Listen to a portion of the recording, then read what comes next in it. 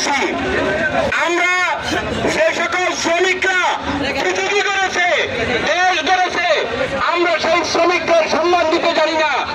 আমরা যদি সেই শ্রমিক ভাইদের সম্মান দিতে না জানি, আমাদের দেশ, আমাদের বিশ্ব উন্নত হবে না।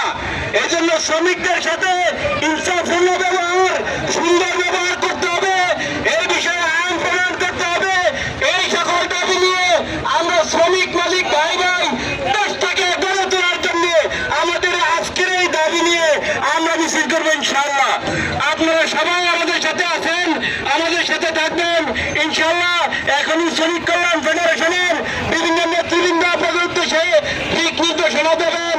এরপরেই আমরা ইনশাআল্লাহ মিছিল নিয়ে সামনে যাব।